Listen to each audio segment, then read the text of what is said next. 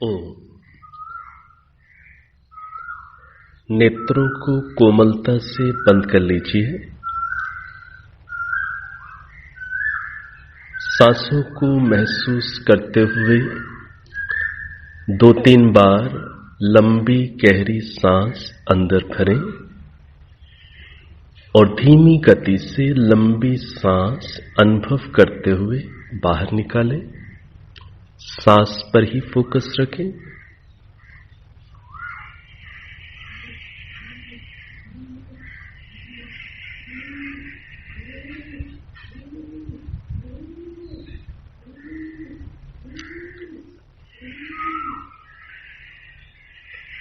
अब सांस भरेंगे, ओम का उच्चारण मिलकर करेंगे।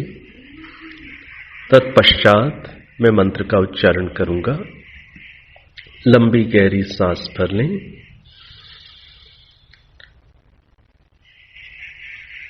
ओम।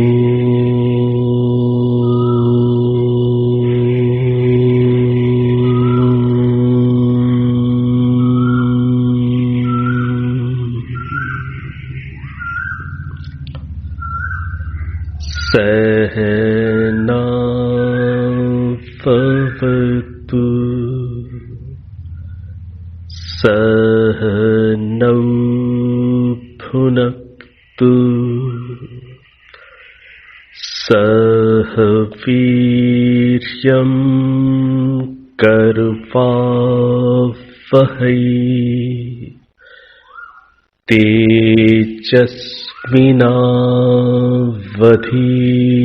तेजस्विनावधीतमस्तु मा विद्विषावहै।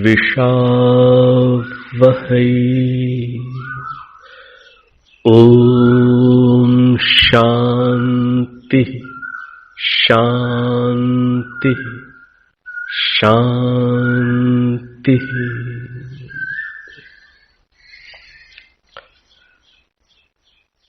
अब आप नेत्र खोल सकते हैं।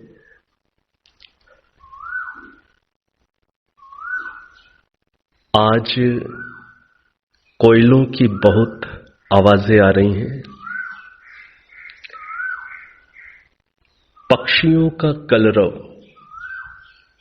पक्षियों की आवाजों की गूंज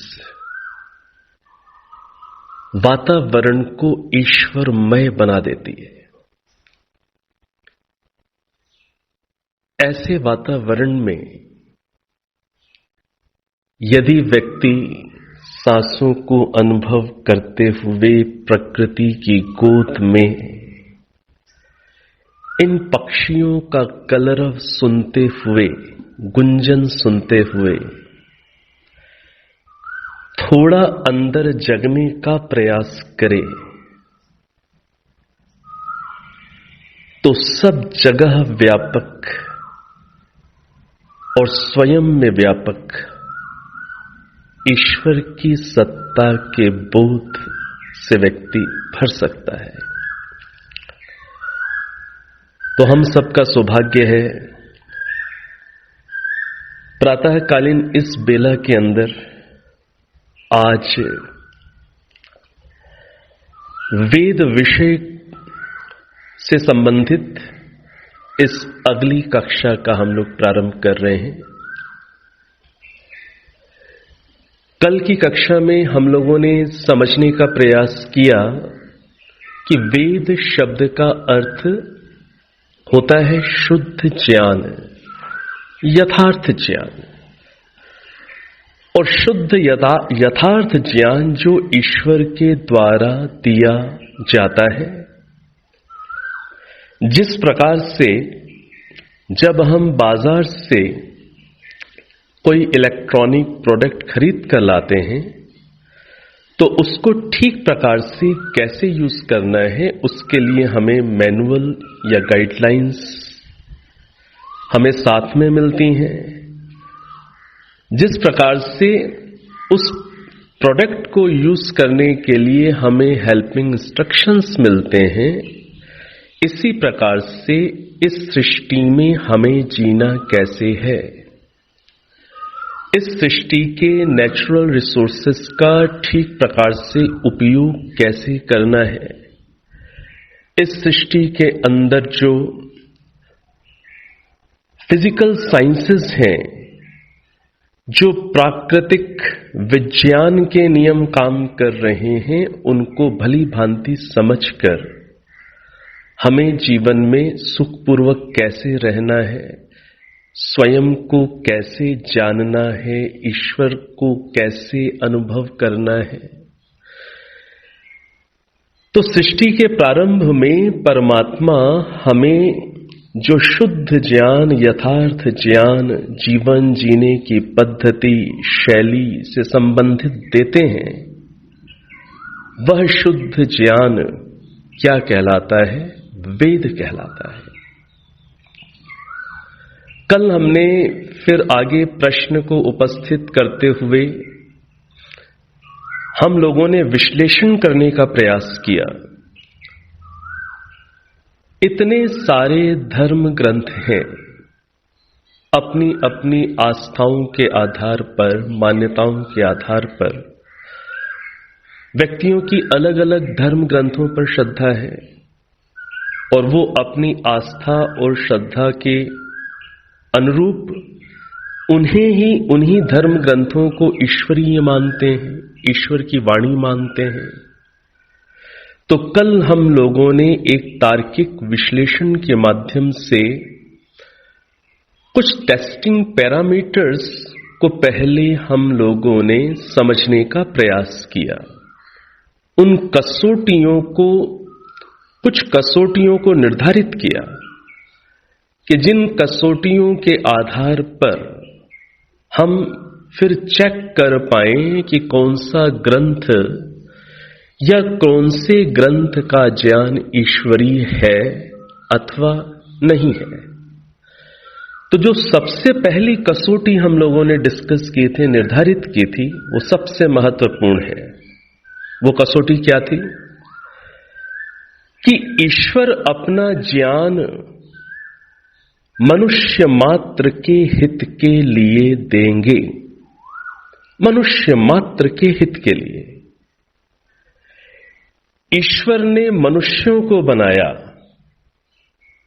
ईश्वर ने हिंदू, मुस्लिम, सिख, ईसाई, बौद्ध, जैन, पारसी, यहूदी आदि, ये सब ईश्वर ने विभाग नहीं बनाए। इन विभागों को तो हम मनुष्यों ने ही आपस में एक दूसरे के बीच में पैदा कर लिया।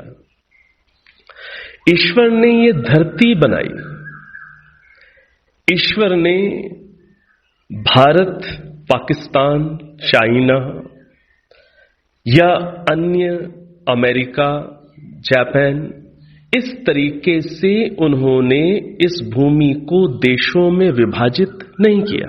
ये ईश्वर ने नहीं किया, ये तो हम मनुष्यों ने किया। हम मनुष्यों ने हिंदू, मुस्लिम, सिख, ईसाई के भेद उत्पन्न किए। हम मनुष्यों ने एक ही धरा को अलग अलग देशों में बांट लिया, बीच में बाउंड्री लाइंस हमने बनाई हैं, ईश्वर ने नहीं बनाई। तो जो पहली कंडीशन जो समझनी बहुत आवश्यक है, जिसको कल भी हम लोगों ने समझने का प्रयास किया,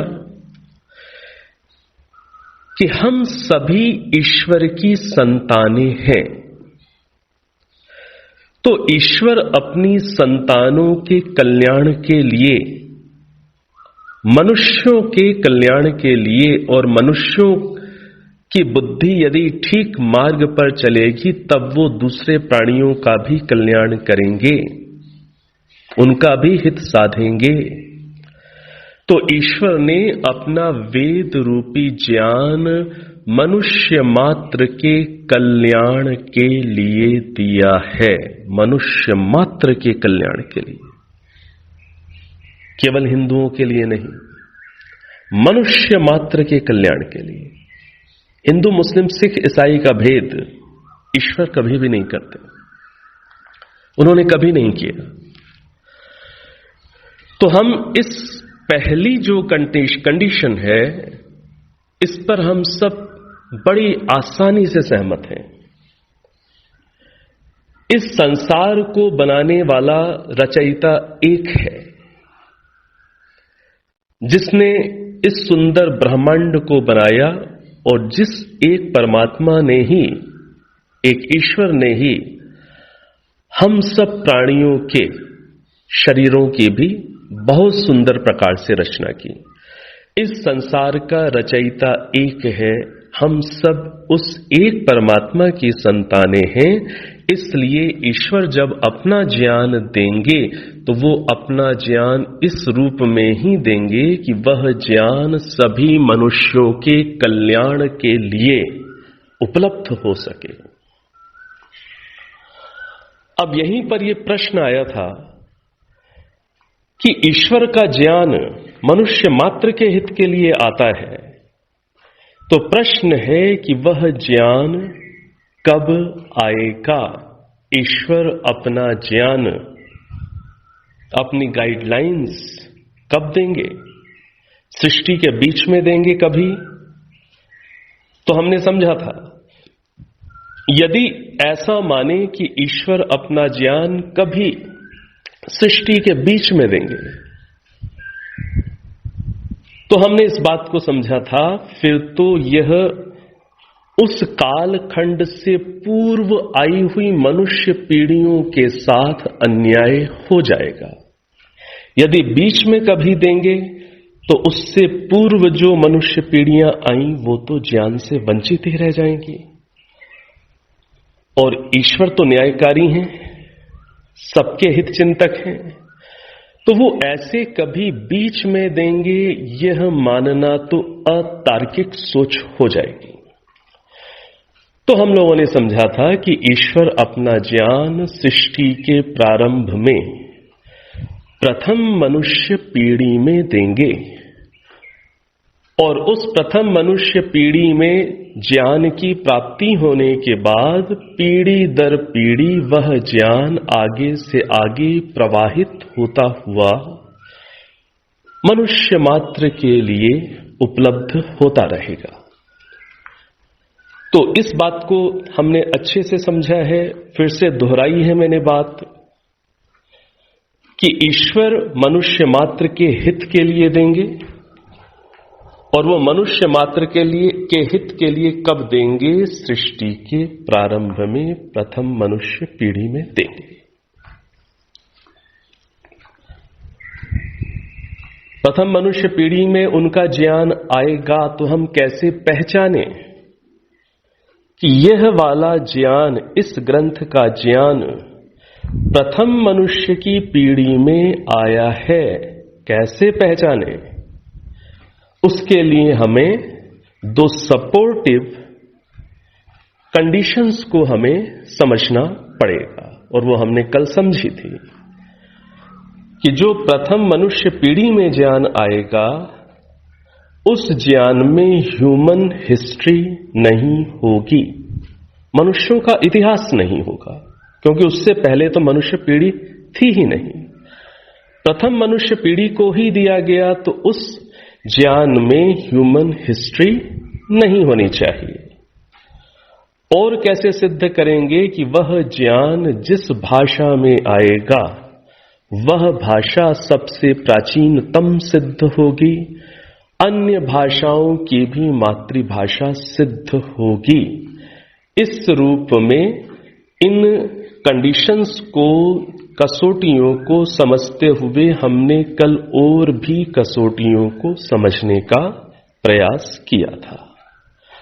आशा है उनके नोट्स आपने जरूर बना लिए होंगे, और मेरा हमेशा ये ऐसी मेरी भावना रहती है कि आप केवल श्रोता न बने रहें। इसलिए मैं, आप लोग जानते हैं कि मैं अधिक रिकॉर्डिंग्स और फिर उनको सर्कुलेट कराने में मैं थोड़ा सा हिचकता हूं कि कहीं व्यक्ति का निर्माण ना बाधित हो जाए। गुरुकुल की परंपरा, वैदिक परंपराएं किस प्रकार की होती हैं? सुनना, सुनाना, पढ़ना, पढ़ाना।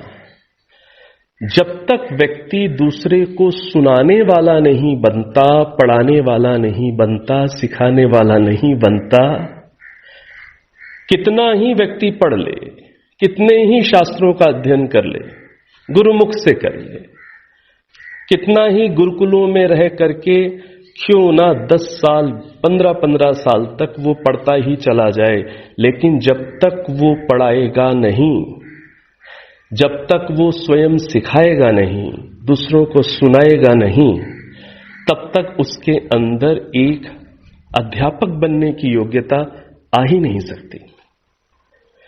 तो मेरा निवेदन कि ऐसा जरूर प्रयास करते रहिएगा कि आप इन बातों को, सरल सरल बातें हैं, इन बातों को सुनते हुए जरूर इतने अच्छे से हृदयंगम करने का प्रयास करें, इतनी बार बार इन बातों को दिमाग में आप थोड़ा सा घुमाएं, उसको दोहराएं, जिससे आप भी अपने शब्दों में, अपनी भाषा में, अपने लहजे में आप दूसरे को भी आप सुनाने वाले बन सकें। इन रिकॉर्डिंग्स के माध्यम से कहीं ऐसा ना हो कि सुनने वाले लोग तो बहुत पैदा हो जाए, उससे काम नहीं होगा, मात्र श्रोताओं से काम नहीं होगा। सुनाने में समर्थ आपको बनना है, आपको समझाने में समर्थ बनना है। तो इसलिए ये जो विषय है, वेद का विषय हम लोगों ने प्रारंभ किया है, ईश्वर की वाणी है। इस ईश्वर की वाणी का प्रचार प्रसार करना सबका परम धर्म है, सबका परम कर्तव्य है। तो ये कर्तव्य आपको भी निभाना है कि आपको भी सुनाने वाला बनना है, समझाने वाला बनना है। रिकॉर्डिंग्स को आप निश्चित रूप से दूसरों तक पहुंचाएंगे, पहुंचा सकते हैं, अच्छी बात है, लेकिन इतने से संतुष्ट मत रहिएगा जब तक आप खुद नहीं सिखाने वाले बनेंगे। आप जब तक खुद टीच नहीं करेंगे तब तक मुझे संतोष नहीं होगा। तो मेरा जरूर थोड़ा स्मरण करके जरूर थोड़ा सा तैयारी करिएगा। इन्हीं लॉजिक्स को, तर्कों को कभी अपने बच्चों से डिस्कस करिएगा, आस पड़ोस से डिस्कस करिएगा, बातचीत करिएगा। धीरे धीरे अपने अनुकूलता अनुसार छोटे से ग्रुप में काम करिएगा, एक आत्मविश्वास आएगा। फिर कभी स्कूल में जाकर कभी बच्चों से डिस्कस करिएगा। ऐसा आप करेंगे तो बहुत बड़ा उपकार होगा और आप ऋषि ऋण से उऋण होते चले जाएंगे। तो हम लोग कल कसौटियों को काफी कुछ समझ चुके हैं, मुख्य मुख्य कसौटियां समझी हैं, और भी हो सकती हैं, लेकिन अभी इतनी भी पर्याप्त है। अब जैसे मैंने कहा था कि अब आपके कोई प्रश्न होंगे, तो एक प्रश्न जो आया हुआ है, प्रश्न क्या है कि कल आपने कहा था कि वेद के अंदर आधुनिक विज्ञान भी है, तो क्या आप हमें कोई उदाहरण देकर के समझाएंगे कि वेद में आधुनिक विज्ञान किस प्रकार से है? अच्छा प्रश्न है और स्वाभाविक है। ये प्रश्न तो स्वाभाविक है, बनेगा ही। प्रायः धर्म ग्रंथों से संबंधित हमारी मान्यता क्या है कि शास्त्रों के अंदर, धार्मिक ग्रंथों के अंदर केवल आध्यात्मिक बातें होती हैं, आत्मा परमात्मा से संबंधित बातें होती हैं, ध्यान, भजन, पूजा, भक्ति से संबंधित बातें होती हैं। लेकिन मैंने तो कसौटी कही कि जो ईश्वरीय ज्ञान होगा उसमें केवल आध्यात्मिक विद्या नहीं होगी, उसमें केवल स्पिरिचुअल साइंस नहीं होगी, उसमें फिजिकल साइंसेस भी होंगी, उसमें केवल मेटाफिजिकल साइंस नहीं होगी।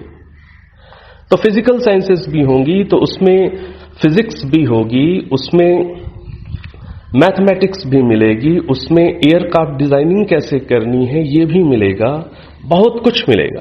कल मैंने आपको बताया, कभी किसी एक दिन बुरा ही ये विषय ले लेंगे कि वेदों में साइंसेस किस प्रकार से हैं, लेकिन अभी तो आपको मैं एक उदाहरण के माध्यम से केवल एक ही साइंस का विषय आपके सामने थोड़ा सा प्रेरणा की दृष्टि से समझा देता हूं। देखिए, आपसे यदि ये पूछा जाए कि इस आधुनिक जगत के अंदर पहला विमान किसने उड़ाया, मैंने एडजेक्टिव जोड़ा है, आधुनिक जगत कहा है, क्योंकि रामायण सीरियल आप लोगों ने देखा हुआ है, कुछ तो हम सब इस देश के वासी जानते ही हैं पुष्पक विमान का नाम, रामायण काल का नाम। तो आप उत्तर में वो ना कह दें, इसलिए मैंने एडजेक्टिव लगा दिया, इस आधुनिक काल में प्रथम विमान उड़ाने का श्रेय, क्रेडिट किसे दिया जाता है, किसे दिया जाता है? ठीक है, आप जो कह रहे हैं ठीक आंसर दे रहे हैं, क्रेडिट किसे दिया जाता है? आपके बच्चे भी यही स्कूल में पढ़ते हैं, जीके की बुक में भी यही पढ़ने को मिलता है, नाम है राइट ब्रदर्स का। तो आज विमान को उड़ाने का, प्रथम विमान को निर्माण करके उड़ाने का क्रेडिट किसे दिया जा रहा है इस संसार में? राइट ब्रदर्स को। लेकिन क्या ये वास्तविकता है? आप में से कई लोगों ने पहले भी मुझे सुना होगा शायद इस विषय पर, मैं चेहरों से समझ पा रहा हूं कि हां, आप में से कई लोग जानते हैं इस बात को कि राइट ब्रदर्स ने जो विमान उड़ाया था वो उड़ाया था 1903 में, 1903 में राइट ब्रदर्स ने विमान उड़ाया। आप में से कई लोगों ने पहले भी सुना हुआ है या जानते हैं, और कईयों के लिए बिल्कुल नई बातें हो सकती हैं आज जो मैं आपसे शेयर कर रहा हूं। राइट ब्रदर्स से लगभग 8 साल पहले 1895 में राइट ब्रदर्स ने उड़ाया विमान 1903 में, उससे 8 साल पहले मतलब 1895 में आपके अपने इस प्यारे देश भारत देश के अंदर एक वैदिक साइंटिस्ट ने, जिनका नाम पंडित शिवकर बापूजी तलपदे था। क्या नाम था? पंडित शिवकर बापूजी तलपदे। इनका जन्म मुंबई में हुआ था और इन्होंने जो शिक्षा प्राप्त की थी वो शिक्षा प्राप्त की थी जे स्कूल ऑफ आर्ट्स मुंबई में। जे स्कूल ऑफ आर्ट्स मुंबई के ये विद्यार्थी थे, वहां पर इन्होंने टेक्निकल शिक्षा प्राप्त की और वहीं पर उसी स्कूल में ये आगे टेक्निकल इंस्ट्रक्टर बने। इनका संपर्क एक वेदों को जानने वाले एक महाशय से हुआ जो वहां पर सीनियर टीचर थे। उनके माध्यम से इन्हें एक बुक के बारे में पता चला और उस बुक का नाम क्या है? ऋग्वेदादि भाष्य भूमिका। कौन सी बुक के बारे में इन्हें पता चला? अपने सीनियर जो भी टीचर थे, उस किताब का नाम क्या है? ऋग्वेदादि भाष्य भूमिका। और इस पुस्तक के लेखक कौन हैं? गेस करिए। ठीक कह रहे हैं आप। इस पुस्तक के लेखक हैं महर्षि दयानंद सरस्वती जी, जिन्होंने आर्य समाज की स्थापना की। तो जब इन्हें ये टेक्निकल माइंड के थे, और जो टेक्निकल व्यक्ति होता है वो निश्चित रूप से कुछ न कुछ टेक्निकली कुछ न कुछ करने की कोशिश करता रहता है। जब इन्हें पता चला कि महर्षि दयानंद सरस्वती जी की पुस्तक ऋग्वेद आदि भाष्य भूमिका में उन्होंने वेदों में कहां कहां साइंसेस हैं, फिजिकल साइंसेस हैं, इवन वेदों में कहां पर एयरक्राफ्ट डिजाइनिंग के मंत्र हैं, सूक्त हैं, वहां पर दिया हुआ है उन्होंने संकेत। जब उन्हें यह पता चला तो उन्होंने ऋग्वेद आदि भाष्य भूमिका इस पुस्तक को बड़ी गहराई से पढ़ा। इस पुस्तक के अंदर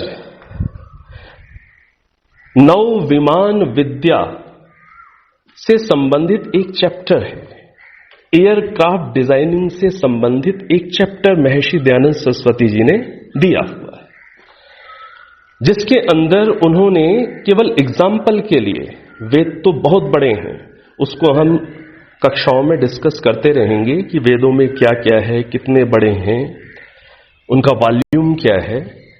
तो उन्होंने वेदों में से केवल एग्जाम्पल के लिए कुछ मंत्रों को वहां पर प्रस्तुत किया उस चैप्टर के अंदर, एयरक्राफ्ट डिजाइनिंग से रिलेटेड चैप्टर। उन्होंने, जितना मैं अभी स्मरण कर पा रहा हूं, ऋग्वेद के प्रथम मंडल के पहले मंडल के 116वें सूक्त के मंत्रों को उद्धृत किया हुआ है। ऋग्वेद प्रथम मंडल 116वां सूक्त। अब ये मंडल क्या होता है, सूक्त क्या होता है, ये हम बाद में समझते रहेंगे। ये तो अब वेद विषय के ऊपर सीरीज हम लोग ये प्रारंभ की है, हम लोगों ने प्रयास किया है, तो ऐसी बातों को आगे समझेंगे।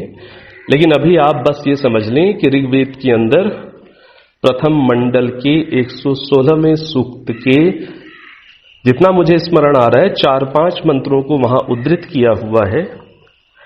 इसी के साथ साथ ऋग्वेद के प्रथम मंडल के ही 164वें सूक्त के भी मंत्र को उद्धृत किया है, और संभवतः 46वें सूक्त के भी मंत्र को उद्धृत किया है इसी सेम मंडल के। और उनके माध्यम से वहां पर उन्होंने केवल एक दिग्दर्शन कराया, एक एग्जाम्पल दिया कि देखिए वेदों में कैसे एयरक्राफ्ट डिजाइनिंग के मंत्र हैं। तो पंडित शिवकर बापूजी तलपदे जी ने जब ऋग्वेद आदि भाष्य भूमिका को पढ़ा, वो बहुत प्रभावित हुए, और इतने प्रभावित हुए कि वो आर्य समाज से जुड़कर मुंबई में काकड़वाड़ी आर्य समाज के वो सदस्य बन गए। और केवल सदस्य ही नहीं बने, क्योंकि वो बहुत टेक्निकल माइंड के थे और काफी उनके अंदर लर्न करने की इच्छा थी। वो एक स्कॉलर के रूप में भी डेवलप हुए स्वाध्याय के बल पर। इवन उन्होंने इस पुस्तक का ऋग्वेद आदि भाष्य भूमिका, इस पुस्तक का उन्होंने मराठी में ट्रांसलेशन किया, खुद ट्रांसलेशन किया है इस किताब का, संपादन भी किया। और आपकी जानकारी के लिए आपको बड़ा अच्छा लगेगा सुनकर कि जो महर्षि दयानंद जी का जो एक बहुत ही फेमस ग्रंथ है सत्यार्थ प्रकाश, सत्यार्थ प्रकाश के पूर्वार्ध का, सत्यार्थ प्रकाश में 14 समुल्लास हैं। जो प्रथम 10 समुल्लास से युक्त जो है पोर्शन, उसे बोलते हैं पूर्वार्ध। अंतिम 4 के जो समुल्लास है उस पोर्शन को बोलते हैं उत्तरार्ध। तो सत्यार्थ प्रकाश के पूर्वार्ध का भी उन्होंने संपादन किया। वो आर्य समाज से जुड़ गए। उन्होंने ऋग्वेद के प्रथम मंडल के प्रथम सूक्त पर भी अपनी कमेंट्री की, अपना भाष्य किया। मतलब वो वेद के प्रति बड़े श्रद्धावान हो गए। और भी उन्होंने आर्य समाज की और भी छोटी छोटी कई पुस्तकें प्रकाशित की, लिखी भी हैं उन्होंने, पुस्तकें संपादित भी की। तो पंडित शिवकर बापूजी तलपदे जी का जुड़ाव ऋषि दयानंद जी के ग्रंथों से हुआ, वो आर्य समाज से जुड़े, और फिर उन्हें आगे पता चला कि महर्षि भारद्वाज जी का विमान शास्त्र भी उपलब्ध है। किनका? महर्षि भारद्वाज जी का विमान शास्त्र। तो उनको उस समय सौभाग्य से वो पुस्तक भी प्राप्त हो गई, और जो महर्षि भारद्वाज जी का जो विमान शास्त्र है, उस विमान शास्त्र में तो कई प्रकार के विमानों को कैसे बनाना है उसकी प्रक्रियाओं का संकेत है, बेसिक्स हैं। मैंने कल भी आपसे ये बात कही थी, शास्त्रों के अंदर बेसिक्स है, सूत्र रूप में फंडामेंटल बातें हैं। वो फंडामेंटल सूत्र रूप में बातें व्यक्ति खुद डेवलप नहीं कर सकता, उसे कुछ बेसिक चाहिए, और उन बेसिक्स के आधार पर मेहनत करके व्यक्ति आगे डिजाइनिंग कर सकता है, आगे बुद्धि लगाकर आगे बढ़ सकता है। तो विमान शास्त्र महर्षि भारद्वाज जी का, महर्षि दयानंद जी की ऋग्वेदारी भाष्य भूमिका, और सारे वैदिक ग्रंथों से जुड़ाव, आर्य समाज से जुड़ाव, एक सच्चे ईश्वर पर श्रद्धा, इन सारी बातों ने उन्हें इस योग्य बनाया कि उन्होंने 1895 में मुंबई के चौपाटी बीच पर बहुत सारे लोगों की प्रेजेंस में, और दो मुख्य हस्तियां उस समय की, जो उस समय थी प्रत्यक्षदर्शी, उनके इस डिमॉन्स्ट्रेशन की जब उन्होंने विमान उड़ाकर दिखाया, वो थी एक बहुत बड़े स्कॉलर, उनका नाम भी आपने शायद सुना हो कई लोगों ने, महादेव गोविंद रानाडे। जो महादेव गोविंद रानाडे, ये वही हैं जिन्होंने महर्षि दयानंद सरस्वती जी को पूना में प्रवचन करने के लिए आमंत्रित किया था। जो पूना में महर्षि दयानंद सरस्वती जी के प्रवचन हुए, वो महादेव गोविंद रानाडे जी ने ही आयोजित कराए थे, उन्होंने इनवाइट किया था।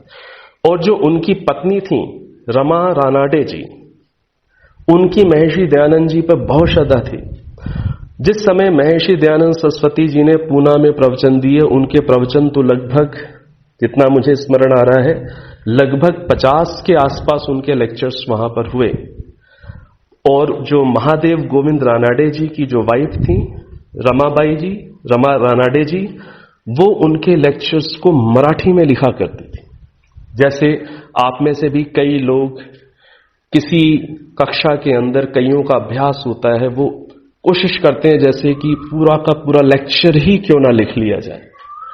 ऐसे उन्होंने मराठी में महर्षि दयानंद सरस्वती जी के पूना के लेक्चर्स को लिखा था, प्रवचनों को लिखा था।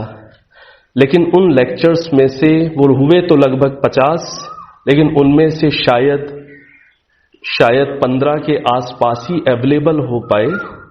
और फिर उन मराठी में लिखे हुए लेक्चरों का हिंदी अनुवाद किया गया, और फिर वो पुस्तक आप जो जानते हैं उपदेश मंजरी के नाम से उपलब्ध है, मिलती है। पूना प्रवचन के नाम से भी पुस्तक मिलती है, उपदेश मंजरी के नाम से, वही सेम पुस्तक के दो नाम, उपदेश मंजरी और पूना प्रवचन। तो क्या बात मैं कह रहा हूं कि पंडित शिवकर बापूजी तलपदे ने 1895 में मुंबई के बीच में जो विमान उड़ाकर दिखाया, उस समय बहुत सारे लोग वहां उपस्थित थे, और उसमें दो प्रसिद्ध लोग, उनमें से एक थे महादेव गोविंद रानाडे, एक स्कॉलर थे। और जो महादेव गोविंद रानाडे जी थे, वो उस समय मुंबई हाई कोर्ट के जज भी थे। इसी के साथ साथ बड़ौदा के राजा श्री सियाजीराव गायकवाड़, बड़ौदा के राजा गायकवाड़, हिस्ट्री आप लोग पढ़ते हैं, आपने भी ये नाम सुना होगा, वो भी उस समय वहां पर उपस्थित थे। तो ये दो प्रसिद्ध लोग और सामान्य जनता, ऐसे लोगों के बीच में उस विमान को उड़ा करके शिवकर बापूजी तलपदे ने दिखाया। और वो विमान, उसका नाम उन्होंने रखा था मरुत सखा। क्या नाम रखा था? मरुत सखा। मरुत शब्द संस्कृत का है, वायु को संस्कृत में बोलते हैं मरुत, और सखा मतलब मित्र, तो जो वायु का मित्र है। तो ये विमान उन्होंने उड़ाया, और आपकी जानकारी के लिए ये विमान 1500 फीट की ऊंचाई तक उड़ा, और 1500 फीट की ऊंचाई तक उड़ा। और उसके बाद वो लैंड करते समय, जितना मेरे को इंफॉर्मेशन मिली है, वो क्रैश हो गया, लैंडिंग ठीक से नहीं हो पाई। लेकिन 1500 फीट तक वो विमान उड़ा, उसके कई प्रत्यक्षदर्शी थे। लेकिन ये जो घटना घटी इतिहास के अंदर, ये घटना मीडिया के माध्यम से अधिक दूर तक फैलने नहीं दी गई। क्यों नहीं फैलने दी गई? आप समझ सकते हैं, क्योंकि उस समय हमारे देश में 1895 में ब्रिटिशर्स का राज्य था, और जो ब्रिटिशर्स हैं वो इस बात को डाइजेस्ट नहीं कर पा रहे थे कि एक गुलाम देश का कोई व्यक्ति, वो भी अपने शास्त्र के आधार पर कोई विमान बनाकर उड़ा दे और उसका श्रेय ले जाए, इस बात को वो डाइजेस्ट नहीं कर पाए। तो उन्होंने इस चीज को आगे मीडिया में फैलने ही नहीं दिया। और उसके बाद जैसी बातें मिलती हैं जानकारी में कि किसी प्रकार से उस विमान की जो डिजाइनिंग है वो भी पंडित शिवकर बापूजी तलपदे से ब्रिटिशर्स ने हासिल कर ली। फिर ये डिजाइनिंग फिर लंदन गई, फिर आगे पता नहीं किन किन हाथों में गई। तो और इस घटना के बाद अधिक समय तक पंडित शिवकर बापूजी तलपदे जीवित भी नहीं रहे। कोई लोग कहते हैं कि कॉन्स्पिरेसी करके उनकी हत्या करा दी गई। अब क्या वास्तविकता है मैं कह नहीं सकता, लेकिन ये एक गौरव की बात हमारे लिए कि वेदों से जुड़ा हुआ एक व्यक्ति, और विशेष गौरव की बात कि आर्य समाज और महर्षि दयानंद जी से जुड़ा हुआ प्रभावित एक व्यक्ति, जिन्होंने ऋग्वेद आदि भाष्य भूमिका का मराठी में ट्रांसलेशन किया, जो आर्य समाज काकड़वाली के सदस्य थे, ऐसे व्यक्ति की परंपरा में हम लोग हैं कि उन्होंने ऐसा परिश्रम करके एक विमान को बनाया, उड़ाया। अब ये जो फैक्ट्स हैं, ये फैक्ट्स यदि आप आज अपने घर में बच्चों से पूछें कि पहला विमान किसने उड़ाया, किसने इन्वेंट किया, तो राइट ब्रदर्स का ही नाम लोग लेते हैं। ये बच्चों को ही नहीं, बड़ों को भी नहीं ठीक से जानकारी है कि विमान राइट ब्रदर्स से 8 साल पहले 1895 में पंडित शिवकर बापूजी तलपदे ने बनाया और उसे उड़ाया। ये जो फैक्ट है, ये सत्य है, ये हमारे देश की नई पीढ़ी को पता चले, वो जाने, वो अपने वेदों की महिमा को समझे। अपनी जो हिस्ट्री के अंदर, अपनी हिस्ट्री के अंदर जो एक ऐसे आए, उनका नाम से तो कम से कम परिचित हो।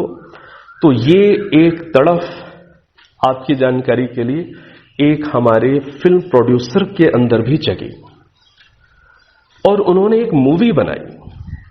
पंडित शिवकर बापूजी तलपदे के ऊपर एक मूवी बनी, और उस मूवी को बनाने का उद्देश्य क्या कि हमारे देशवासियों को, हमारे घर के बच्चों को, यंग जनरेशन को पता तो चले कि इस देश के अंदर क्या क्या प्रतिभाएं रही हैं। ये देश, यहां से विद्याएं फैली हैं, यहां पर तो दूसरे देशों से लोग ज्ञान को अर्जित करने आते रहे, ये इतिहास है।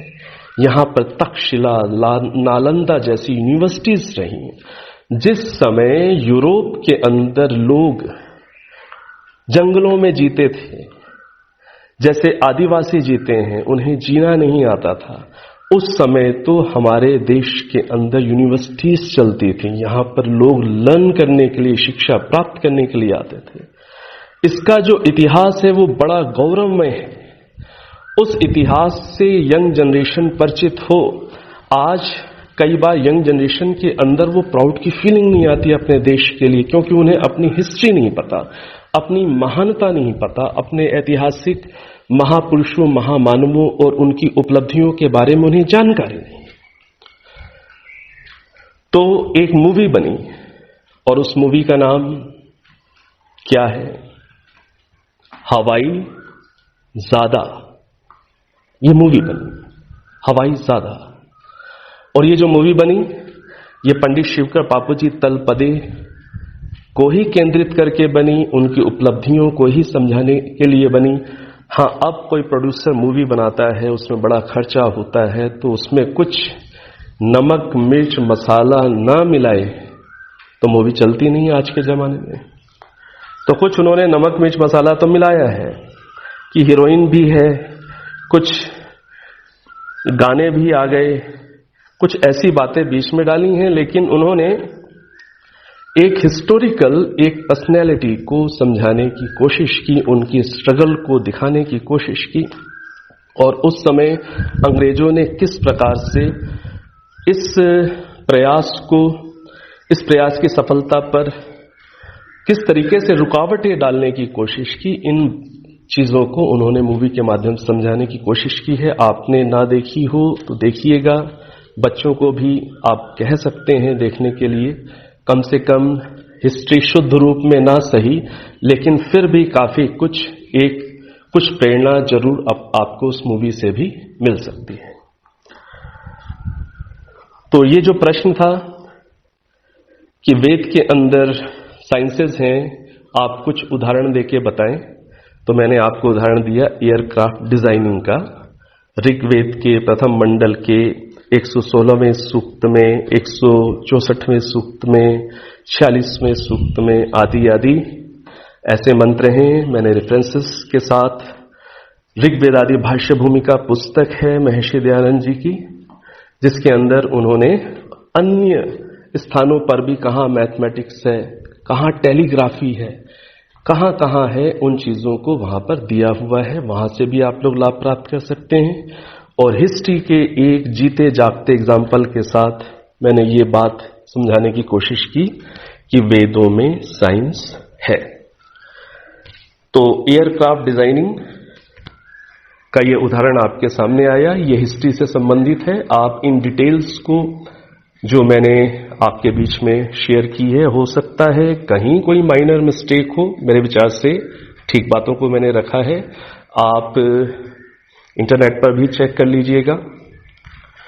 तो ये हमारा विषय कि वेदों के अंदर विज्ञान है, ये एक उदाहरण के माध्यम से मैंने आपके सामने रखने का प्रयास किया है। अब ये जो बातें रखी हैं, इन बातों को आप भी बोल सकते हैं। थोड़े से डिटेल्स या फैक्ट्स को आप थोड़ा सा याद कर लीजिए। आप भी दूसरों को सुना सकते हैं, तो सुनाने वाले बनिएगा। आपको सिखाने वाला बनना है और अपने बच्चों को ऐसी बातों को शेयर करिए, उन्हें सुनाइए, उन्हें सिखाइए। ये मेरी आपसे आशा है, ये मेरी आपसे एक रिक्वेस्ट है। तो अब समय हमारा समाप्ति की ओर है। नेत्रों को कोमलता से बंद कर लीजिए।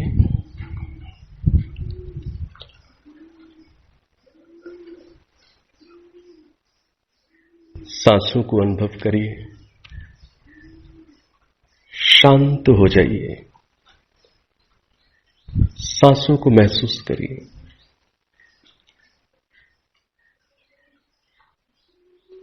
एक बार ओम, 3 बार शांति बोलेंगे। लंबी गहरी सांस भरें। ओ